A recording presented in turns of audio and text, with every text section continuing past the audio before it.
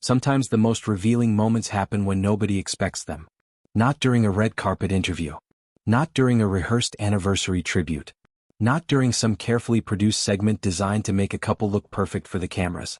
No, sometimes the truest glimpse into a marriage slips out sideways, in the middle of a conversation about something completely unrelated, when two people who have spent 3 decades together simply forget for a second that the whole world is listening. That's exactly what happened on a recent episode of Live, when a segment about Tyrannosaurus Rex biology, of all things, turned into one of the most talked about relationship reveals Kelly Ripa and Mark Consuelos have shared in years. And if you know anything about this couple, you already know that's exactly how it goes with them. The real moments never announce themselves. They just happen. Here's the setup. Kelly and Mark were discussing new research about how T-Rex actually hunted, and somewhere in that dinosaur talk, Kelly made an offhand joke comparing herself to the prehistoric predator, something about her proportions, her approach to life, going after things headfirst. It was a throwaway bit, the kind of silly tangent live television is full of. But Mark's response is where things shifted. He turned the joke right back around on her, referencing the way she'd approached their own relationship all those years ago. The audience laughed. And then Kelly, clearly enjoying where this was headed, asked her own producers on live television whether she was allowed to keep going. Can I talk about it on the air? That question is worth sitting with for a second, because it tells you almost everything about why this couple has become appointment viewing for so many people. Kelly Ripa didn't need permission to be careful. She needed permission to be honest. And when she got the green light, she told the story of an anniversary card, one she'd found years earlier in Palm Springs, featuring 2 cartoon dinosaurs very much in love, exchanging a flirtatious, cheeky line back and forth. She called it one of the best cards she's ever given her husband.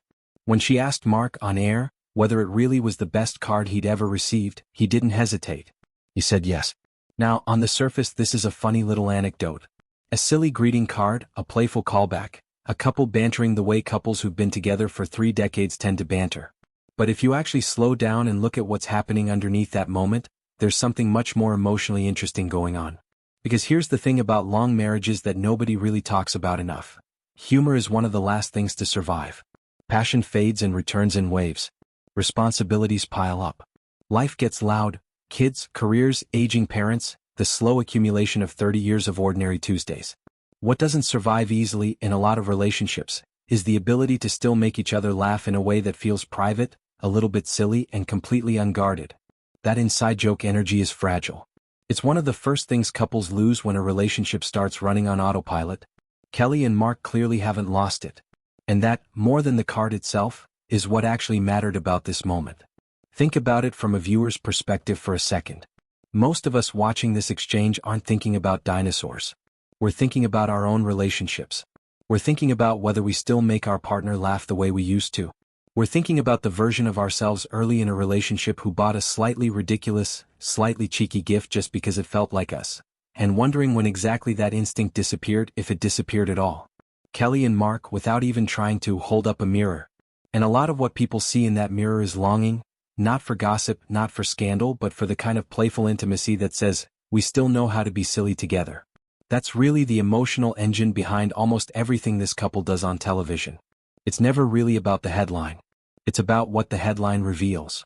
And this particular reveal landed during a milestone year, their 30th wedding anniversary, a number that carries weight all on its own.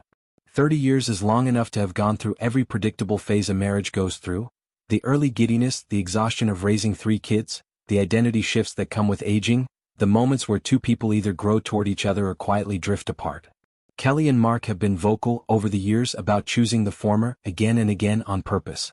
Their anniversary this year came with the traditional nod to pearls, a little teasing about upgrading to diamonds, and a shared acknowledgement that their marriage, as Mark put it, has felt like one long adventure since the day they eloped. But what makes their public dynamic different from a lot of celebrity couples isn't the milestone talk. It's the texture underneath it. It's the fact that when Kelly tells a story about a card from years ago, Mark doesn't just sit there politely. He engages. He teases. He confirms on the spot, without performing for the cameras, that yes, it really was the best card he's ever gotten. There's no hesitation in that answer, and viewers notice hesitation. Audiences are remarkably good at detecting when something is rehearsed versus when it's real. This wasn't rehearsed. It was 2 people reacting to each other the way they've been reacting to each other since they were 20-something soap opera co-stars falling for one another off camera. That history matters here too. Kelly and Mark didn't meet as two established stars brought together for a media moment. They met young, on the set of a daytime drama, at a point in their lives before either of them had any idea what their careers or their futures would actually look like. They eloped in Las Vegas, somewhat spontaneously, and by their own admission neither of them saw marriage coming until the exact moment they decided to do it. There's something almost disarming about how unplanned that origin story is, especially set against the backdrop of a couple who have now spent 3 decades building a very public, very stable partnership. It suggests something a lot of long-term couples will recognize. Sometimes the biggest life decisions aren't the ones you plan meticulously. They're the ones that feel obvious once you stop overthinking them.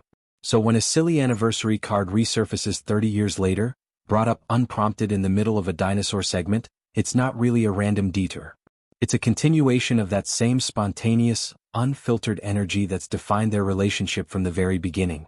The gift wasn't unusual because it was inappropriate for polite company. It was unusual because it was so specifically, unmistakably them, playful, a little irreverent, clearly inside joke territory, the kind of gift you only give someone once you know exactly what will make them laugh. And maybe that's the real takeaway buried in all of this. We talk a lot, culturally, about grand romantic gestures. The surprise trips, the expensive jewelry, the elaborate proposals restaged for anniversaries. Kelly and Mark have certainly had their share of that too, from photo albums chronicling 25 years of memories to sentimental notes written inside anniversary cards.